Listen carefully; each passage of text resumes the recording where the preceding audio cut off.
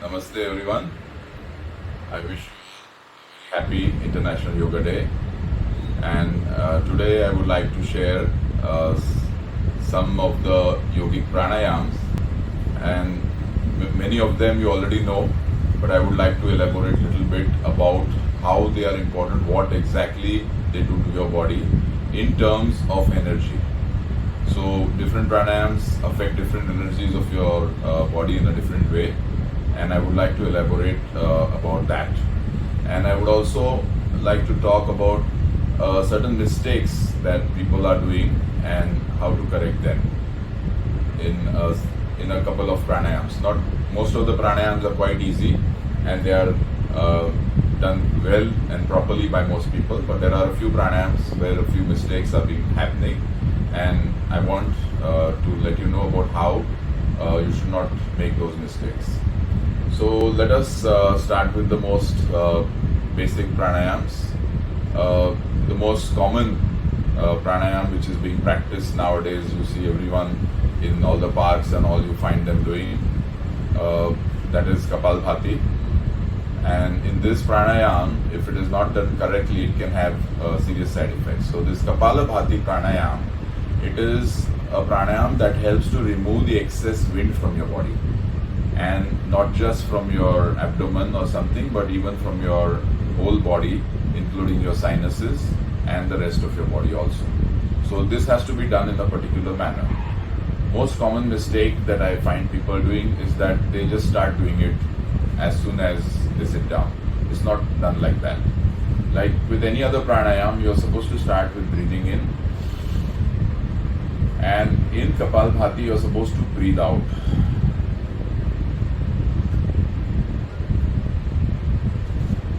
So breathe out completely before you start Kapalbhati.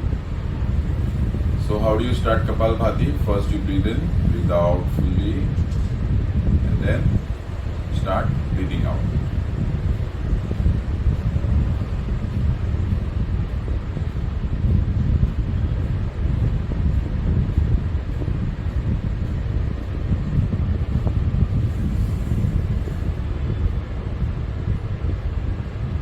So this you can do even up to say 300 times. Just breathing out again. So people have this question that if I don't breathe in, how am I going to breathe out? So the thing is that when you are doing Kapalbhati, when you breathe out first and you again with force you exhale and then you release. So during the time of release, a certain amount of air automatically enters the lung. As the lung relaxes, its lung is like a sponge. So in Kapalbhati you are compressing the lung through the abdomen. You're compressing it in this way, and as soon as you release, without actually breathing in, just because your nose is open, some air automatically enters, and this air is what you're going to push out. So you're keeping the lung at its minimum without external pressure, and then you're going to apply external pressure and keep breathing out. So this is the actual correct process of Kapalbhati. Most people, what they do is they breathe in and then they start doing Kapalbhati. This is wrong. Because this creates an element of the next pranayam we are going to talk about, which is Bhastrika. So in Bhastrika, you're breathing in and you're breathing out. So you're getting in air and you're pushing it out.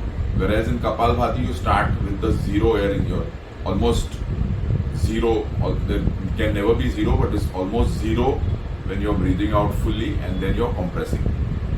So this is very important, and if people don't do this, then instead of reducing Vata or wind from the body, it creates a wind problem in the body by sending this wind in different parts of the body, and people have different side effects, like they can have migraine, they can have even epilepsy, because this air is being pushed in a wrong way. So people who are supposed to do Kapalbhati are supposed to fully breathe out and then continue and start the process of breathing out. So this is what Kapalbhati is. Next pranayam we'll talk about is Bhastrika, which is quite simple. Everyone, mostly they do it correctly. You breathe in fully and you breathe out fully.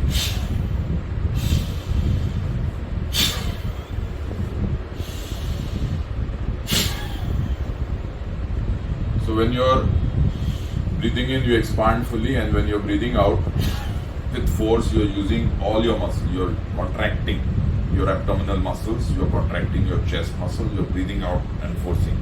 So in this, what you're doing is you're first taking in a lot of air, and then when you're pushing this air with force, you're actually allowing this air to enter parts of your body which are devoid of air. So this is a very good pranayama for liver, because liver thrives on wind energy, and with this you're pumping in wind energy into your lung, into your liver. Both, and also this pranayama is very good for people who have lung problems, like there is accumulation of cough, mucus in the lungs, and it is also very effective for people who have lung fibrosis, because in lung fibrosis the lung has become very contracted, and this pranayama is the pranayama which causes it to expand fully, and with force you are pushing it. So you're breaking the fibrosis in the lungs by doing this pranayama. It's very effective for any kind of lung problems, including asthma and cough increase in the lungs. So the lung fibrosis is a very dangerous disease, and if allowed to progress, a person becomes totally dependent on an oxygen cylinder for life, and even the lifespan is greatly reduced. So this is very effective for that. Then next, moving on to, let us talk about Nadi Shodhan Pranayam or Anulom Vilom. It is known as Nadi Shodhan Pranayam because it helps to clear blockages in the meridians, the nadis of the body, the various energy channels. So how does it do it?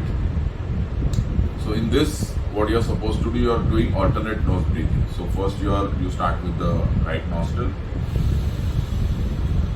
Breathe in. Breathe out.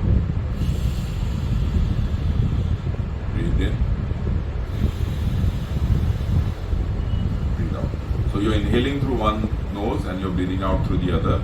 Then you're inhaling through that other one and you're exhaling through the first one. So what happens in this, you have in your body, there are two channels, the Ida and the Pingala. And when you are breathing in through the right nostril and breathing out through the left nostril, you are activating the Pingala channel, which is on the right side. And when you're breathing in through the left side and you're breathing out through the right, you are activating the Ida channel, which is the cold channel. The Pingala channel on the right is the heat channel. So in effect, what you are doing, you are alternately creating heat and alternately creating cold in your body. So as long as the longer you are taking to breathe and the longer you are taking to breathe out, that much time you are creating that particular energy. So for example, you're taking a long deep breath with your right and a long exhalation through your left, you're creating heat in your body. Immediately you will start feeling the heat. And when you're doing the opposite,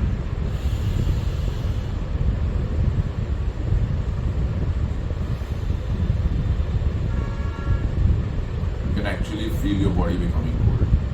So when you're doing alternate heat and cold, it is like your whatever blockage is there, you're once expanding, then you're contracting, you're expanding, contracting, and this expansion and contraction creates cracks in that whatever mucus or whatever matter is there which is blocking your channel and causes it to disrupt and disintegrate. So this is a channel which helps to clear your blockages by disintegrating them, by alternately heating them and cooling them. So this is how Nadi Shodhan Pranayam or Anulom Vilom as it is called works.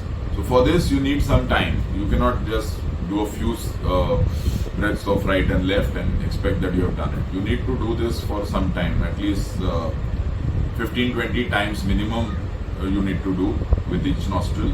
And if you can do it for say 10-15 minutes at least, it is very effective. Otherwise it will not have the desired effect. So this is another mistake people do, very few times they do it and leave it, which is not so effective.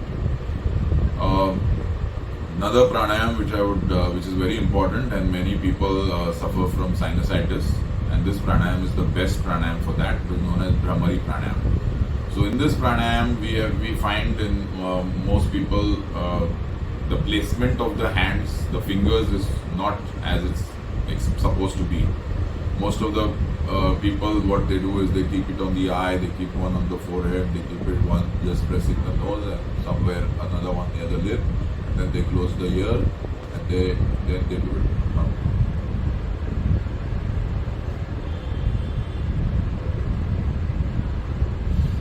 So this placement of fingers is quite random. It has no meaning when you do like this. Whereas the actual way to do it, and because this Bhramari pranayam is the best pranayam for sinus, you are supposed to keep it on the sinus opening. There are openings which on your skull which actually connect to different sinuses. So there is one opening here. There is another opening here near the nose, on the sides of the nose. There is another opening near the lower part of the nose, and there is another opening just below your cheek. So when you are pressing these points while doing Bhramari pranayam, you are actually affecting the sinuses in a more effective way.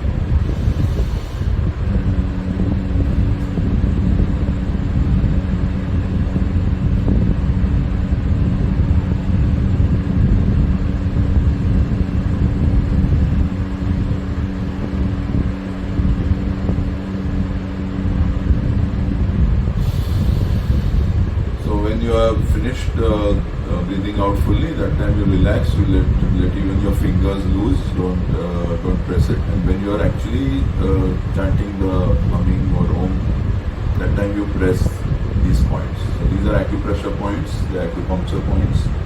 And if you are using it if you do Bhramari in this manner, you are actually very effectively getting rid of sinus pain.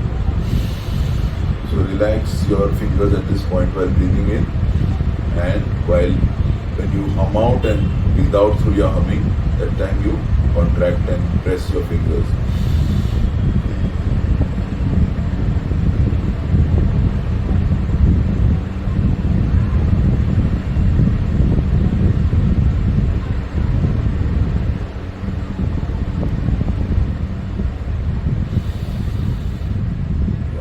So you can actually feel these as depressions, small pits, and you can locate them, and when you are putting your fingers, you can put your fingertips on these points and do. So this will give you a very effective Bhramari pranayam for sinusitis. So Bhramari pranayam helps to increase the Akash element, and therefore it helps to calm down your mind greatly, because the mind is very cluttered normally. Cluttered means there is too little space in the mind to occupy all your thoughts. So when you have Akash, your expansion, there is expansion in your mind, becomes decluttered. And this is how Bhramari helps in relieving tension, and therefore many diseases caused by tension are psychosomatic diseases of many types. They are also relieved, including hypertension. So Bhramari pranayam is a very effective pranayam for this. Whereas the earlier pranayam which I was speaking about, Nadi Shodhan pranayam, that helps to remove blockages, not just from your nadis, but even elsewhere in your body. So because the nadis are everywhere, if they are blocked, there are blockages in your organs also, like heart blockages also. It helps to reduce the blockages and remove them from your arteries.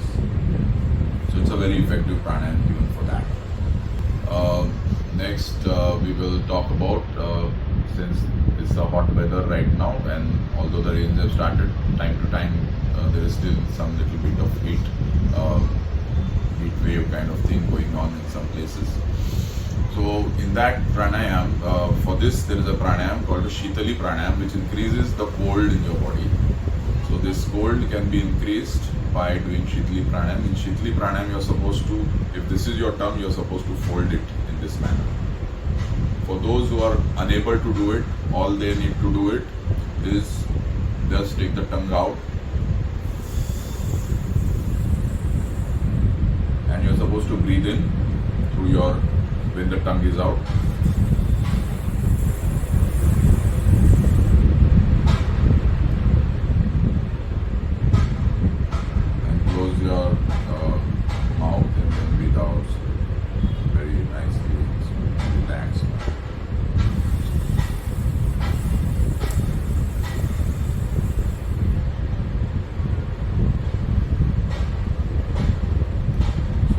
slurping sound should come when you're doing it, and you know that your tongue is properly placed. So this is the pranayam which helps to remove heat from the body. Rather, it increases the cold energy of the body and makes the person feel comfortable even in summer. Sir pranayam, what you need to do is breathe in, you're supposed to use your belly to create a certain vibration in your abdomen, and this vibration is what is just activating all your internal organs. So in this, what you are supposed to do, breathe out fully.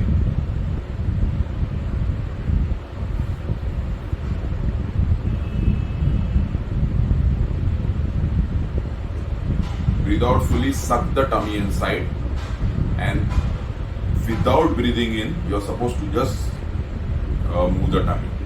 So this is different from the similar looking Kapalabhati, in which the abdomen is also moving, or even for that matter, even Bhastrika, the abdomen is moving. But in both these earlier two pranayams, you are breathing either in and out, or you are just breathing out.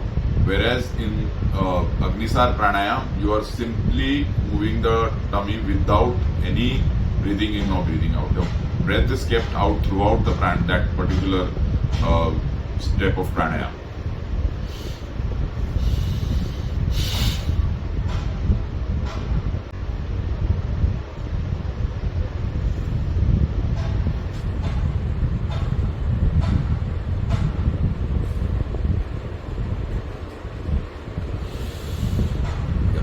So naturally, because the breath is out throughout this pranayam, that particular step, you cannot do it for very long, because there is no breathing in, breathing out in this.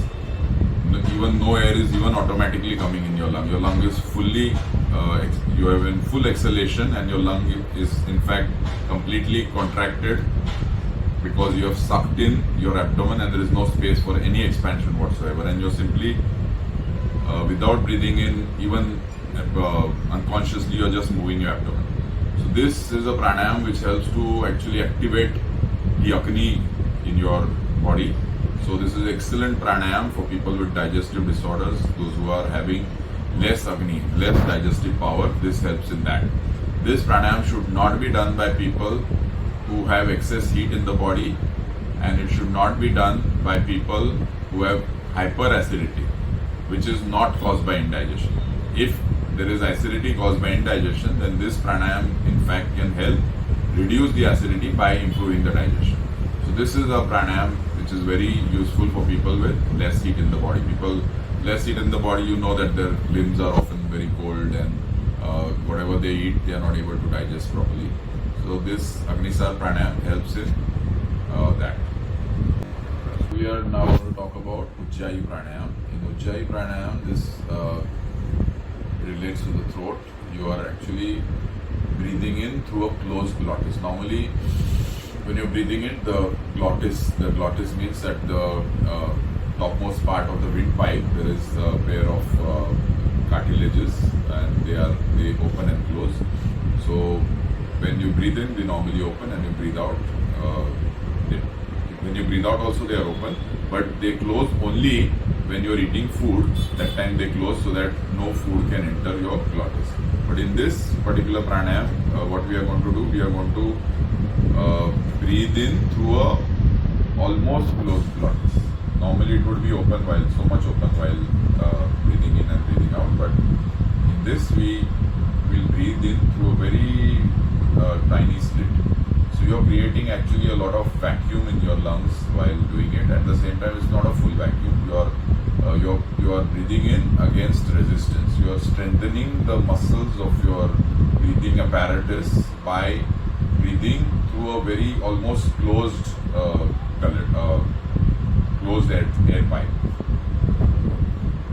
So in this, breathe in, then breathe out. Contract your glottis, and then you breathe in with a sound.